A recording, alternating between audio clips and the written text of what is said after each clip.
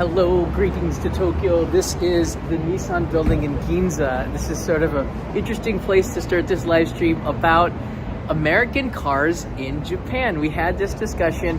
I've been listening to the news. We know about the tariffs. It's been all in the news for the last week or so.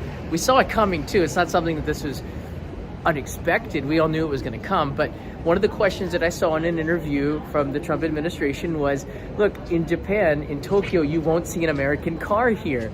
So from that perspective, I can talk about this because I know very well that they're right.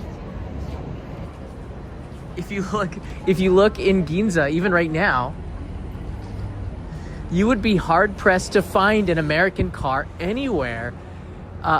Ford was the last manufacturer to, I think, market cars in Japan. They stopped doing that in 2016, 2017. I used to see Ford cars on the streets in Tokyo. I don't anymore, just because they don't market it here. So you don't find American cars because American manufacturers. It's not because of tariffs. It's a really hard market. Now we're gonna look at some more of the cars. This car behind me might be one of the reasons why. Japan makes some of the coolest cars in the world. It's a hard market to break into. I think American manufacturers pretty much just gave up on this. There were a lot of reasons why it just couldn't work here. Also, the image of what American cars are to Japanese consumers is completely different. Americans really do make great cars in 2025. However, because they haven't actively marketed them for well over a decade now, it feels like, the reputation of the American cars are inferior to domestic Japanese cars. So if you buy an American car, you're paying a lot of money for it, and you're not going to get very good services, and the parts are going to be more expensive. It's the same with Mercedes-Benz here and Audi, but those European car manufacturers still market their cars to the Japanese market. They don't even sell that many. I think Audi was saying like they sell like tens of thousands of cars here. That's not a lot, but it is for this market because Japanese, almost 99.9% of them buy domestic cars.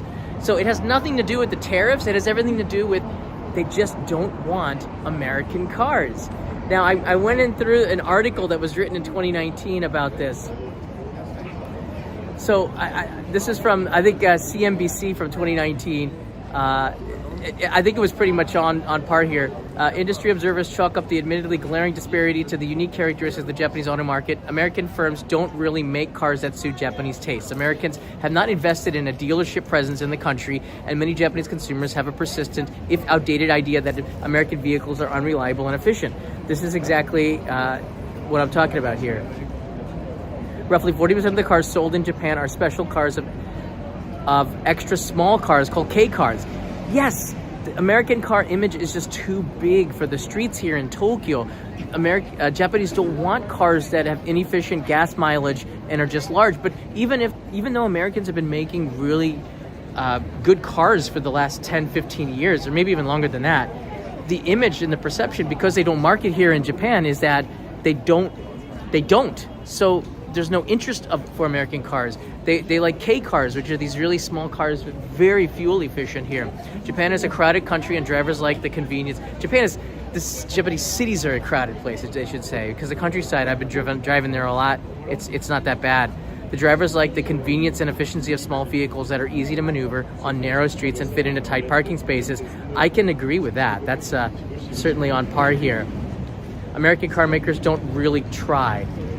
Ford left Japan entirely in 2017. GM sold only 700 cars there in 2018. Do you get the picture here? It has nothing to do with tariffs or the cost. It has everything to do with the image of the American cars and the lack of marketing. If we go back historically to how Japan broke into the United States market, I grew up through that era.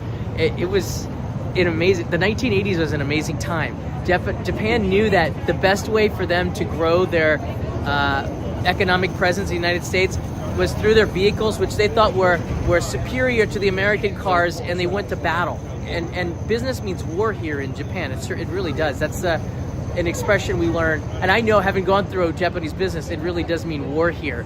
The marketing on American TV in the 1980s was really strong. I don't know, you guys remember, what was it, Isuzu Dave? The Toyota commercials are very interesting back then. They gave amazing deals, like no interest in the financing of cars. They did so many things that American automakers weren't doing to try to get the brand and build up the brand. Now Toyota is one of the big brands in the United States. It's going to be, and Nissan and some of the other car makers. Honda is huge in America. But American car makers haven't done that. They haven't come into the Japanese market. They haven't marketed. They haven't been on TV. They haven't had advertisements. I've never seen a US car ad, for example. So they don't try to market in Japan. This is why now, personality of brick wall, you're way ahead of me. You're right there. Okay, bingo. What is the market for American cars in Japan in 2025? It's not the Ford. It's not the Chevrolet. It's not the GM car that they're selling in the US, because they do that here in Japan and they do it better. According to the Japanese consumer, it's going to be really hard to change that perception. So it might be this, right? The muscle cars. There is a big niche market for these muscle cars here in Japan. And to be honest with you, as a kid growing up through this era, like I always wanted a Trans Am when I was in junior high school or high school. I remember I had one friend named Bill. He ended up getting a job instead of doing sports in high school, and he ended up buying a Trans Am, and it was like the coolest thing in the world to see him driving around with it, like a 1970s Trans Am. Looked like a scene from what was that movie with McConaughey from the 1990s, Dazed and Confused. It was pretty badass car. It's a pretty badass car. There is a niche market for these kinds of muscle cars, and if you just search on Google, image searches for American Kurama, for example, you get this, which are the old classic cars. This is the image that Japanese have really of American cars. It's the old classic cars from the 1950s, 60s, or really large US sports utility vehicles, SUVs. This is the image of the American car that Japanese have. The Cadillac, the luxurious cars from America. There's a niche market for this kind of stuff. So what is the biggest, I was talking with Japanese friends, what was the biggest car brand in Japan right now? And I was surprised by this because I hadn't even considered this, right? I'm not in the market for a car. So I asked, it surprised me. What do you guys think is the biggest, the American car brand that probably has the biggest potential in the Japanese market? Do you guys know? And I just saw Land Rover go by. I think that's a British car, right? I saw Land Rover go by. I'm looking for US cars. I'm going to turn it around if I see a Cadillac or something. Saya, got it right. And Tokyo Ted, probably Tesla as well. Saya has it right. Hummer, I'm not sure about that. I've been seeing an increase in Jeeps. I don't even know where they got them, or if it was just something that they bought like years ago. Jeep is a company that actively markets in Japan. They have a Japanese website. I thought that was interesting. And you can see Jeep's cars, they're hitting that niche market, right? And the other thing is, like, Japan also drives on the other side of the road. So they have to really manufacture the cars in Japan or make them so that the steering wheel is on the other side. And I just don't know what the quantity they would sell in Japan, if it's worth it. That's about $40,000 for that car, which is actually not too bad. That starts at $40,000, 6 million yen. So the Jeep cars, they really do. And I'm seeing more the classic Jeep, though. I'm seeing that they're selling these particular cars, but I'm seeing, like, this one is about $38,000 with the yen. The Black Shark. Those are just cool, like, niche cars, okay? Nihon Neo's in the house. Thank you. I might be heading to a vending machine next. And the Commander. But these aren't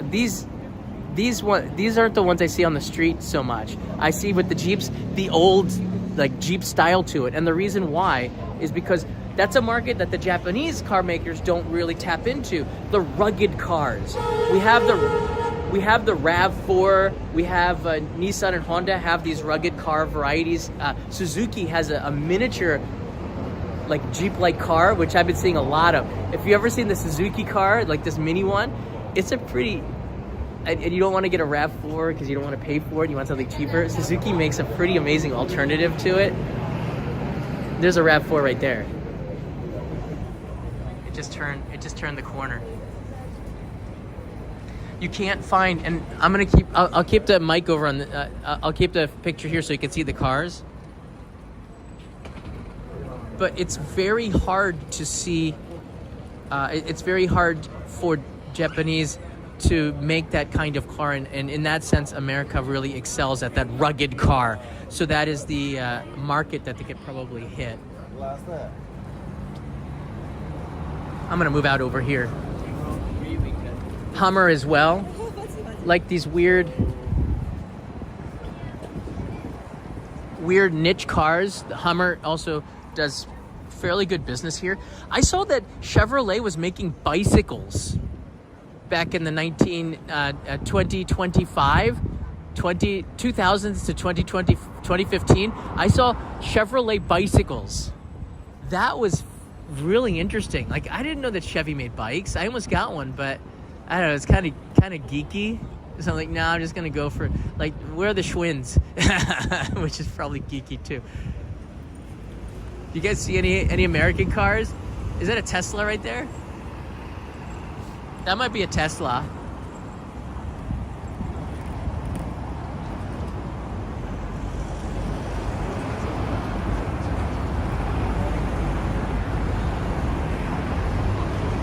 Alex, I already have like 3 Tommy car Jeeps, but I'm gonna get, well, I'll tell you what, I'm gonna get a Hummer, okay?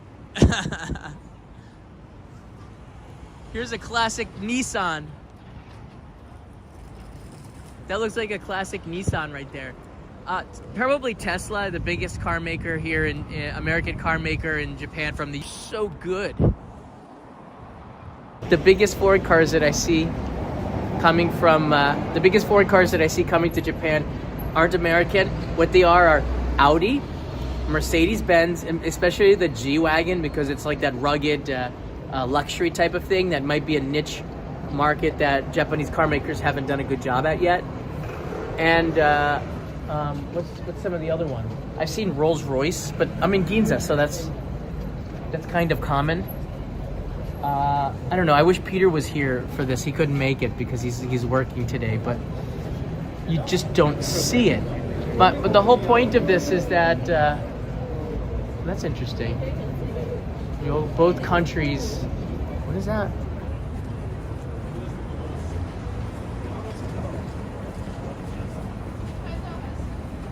Both countries.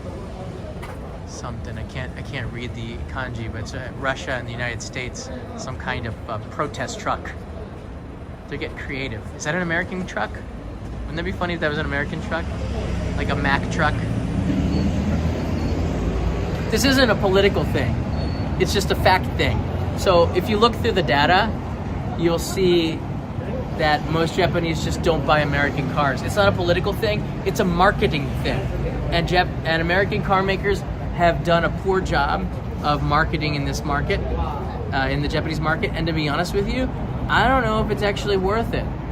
Japanese just don't want American cars, and it has nothing to do with tariffs. So I think that's something that is something that viewers. So I got this question from Patreon from MMH. John, perhaps talk about the incredible negative impact. And I said no to this question. And why punish Japan? I don't think so. I don't want to get into the politics of it, but the reason why Japanese don't buy American cars has nothing to do with tariffs. In fact, I don't even think the cars are tariffed coming into Japan because they know that the market is not here for them. I don't even think there's tariffs from cars coming from the US to Japan. So maybe somebody wants to check that out. But yeah, I have a personal feeling on this. I'm not going to let you know what it is. Well, I think you probably already know. I think let's just wait and see what happens before everybody panics on this. We just simply don't know what's going to happen. We're in like uncharted waters.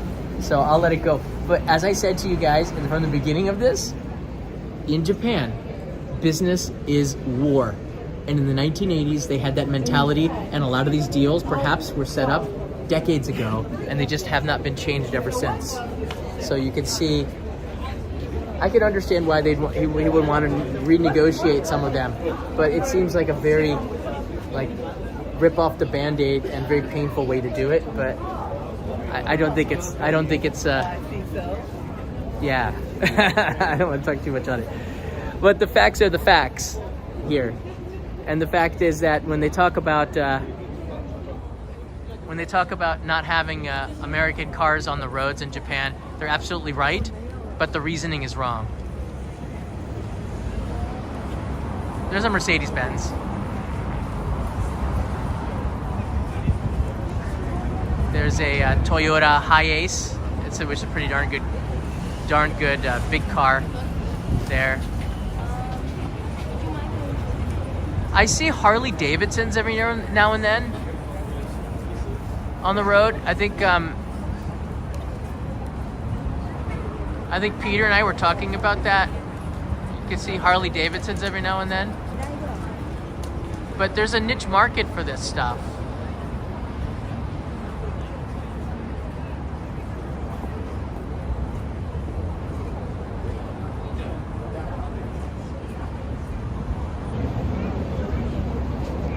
Not tariffs, has everything to do with American manufacturers' lack of marketing, American manufacturers' lack of meeting the demands of the Japanese market, American manufacturers just not trying at all and thinking that they could sell here in Japan. American companies have a hard time here. American Express has one of the most interesting business stories about business in Japan comes from American Express. They worked their butts off to break into this market, and they eventually did. Apple Japan, for example, it's not even an American company here. It's a Japanese company, so they do take orders just like Disney does in Japan for the Disney World, Disneyland, Disney Sea, and here in Tokyo Disneyland. But the pricing is completely different, meaning it's really affordable for the domestic market, and they don't listen to everything that Disney USA says to them because they're a Japanese Oriental Land company. Apple Japan is the same way. They do things similar to the way Apple does it because a lot of it works here, but they also do things the Japanese way because that's the way that the market dictates it, and they don't do things an American way, and that's how you succeed here. You just cannot do things the American way and expect it to be the way that the Japanese are going to buy the products. You got to invest time, money, and bang, bang, bang, bang, bang on this market in order to make it work, and it costs a lot of money. And then you have to think, with the population declining and the value of the yen, is it really worth marketing to this country right now with foreign goods? And the answer is probably no. But it is cheap right now to market in Japan comparatively for American companies. So if there was ever a time to market goods in Japan, it would be now. I could help. Let me know. Get in touch with me. Get in touch with me. Oh, hi. How you doing? So just to end this here, Japanese market is down 20% since the tariffs. Yeah, it's gonna hurt it's gonna hurt the Japanese market, but for everybody, one of my degrees is in economics, but I don't pretend to be an economist, except right now. America is the market that everybody wants to buy. It's the market that has the trade deficit. The U.S. is the market that's going to suffer the least, but there's going to be an impact. But it's the market that suffers the least. China is suffering very much, I would say, right now, and they have a demographics problem. My biggest fear, if you ask me, as we're looking at the cars, there's a Mercedes-Benz right there. My biggest fear right now is these tariffs is putting geopolitically, because I've been here for more than half my life, so this is how I feel about it. It's putting a lot of pressure on China right now, and they're in a bad spot, and these tariffs really put them in a worse spot. And if there's ever a time to be aggressive for them, because of the demographics, they don't have enough kids, that one-child policy, they don't have enough workers, their economy's not been growing at the same amount of pace. There's a lot of people are upset there. There's a potential for a lot of disruption from its own people, although that's hard to do to protest in China. I don't know. It's a tough time. but the tariffs hurt China more than they hurt the United States, and the Trump administration is not wrong on that. However, it does put China up against the wall, and if ever there was a time that I'm more worried about a conflict, it might be now as a result of it, as we will see what happens. But I don't know. So I am slightly worried about it in that sense. The geopolitical aspect of it, the pressure, if you put somebody into a corner, they lash out to try to get out of that corner. So that's what I worry about. And I don't know how it's going to, again, I don't know much to it. I don't know the depth of the geopolitics of it all, but that's just something that I worry about. You know what I mean? But the U.S. is the big market. The U.S. is the market that everybody wants to be in. The U.S. is the market that everybody has to be in. And if they don't have access to that market, they will negotiate to try to get access to that market and advantageous access. So it's a big play, but we'll see how it plays out. It's a long-term play. Is that bicycle? Is that a foreign bicycle?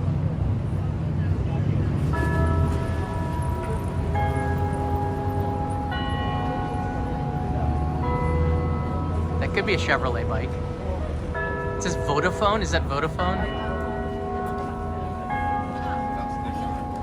It says Vodafone. What? It says Vodafone. There's the bells of Waco going off at 1 p.m.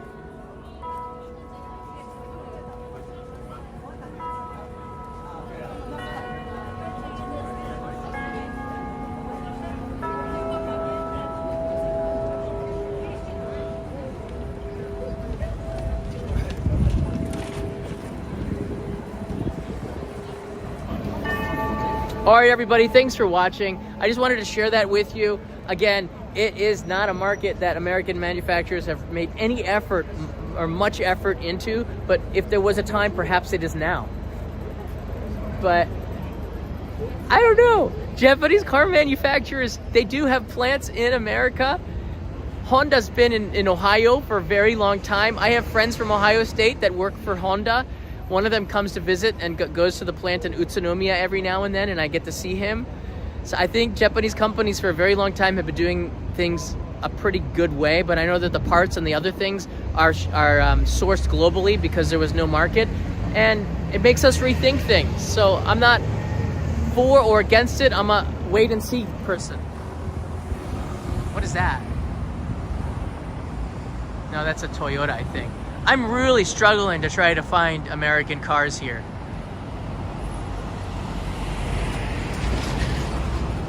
So the wind has picked up, so we'll see. The spring winds are usually quite strong, so let's just say we're very much into the downside of the cherry blossoms right now. All right, everybody, I'll see you again later on. Take care. Mata ne. Air to the Ron, thank you.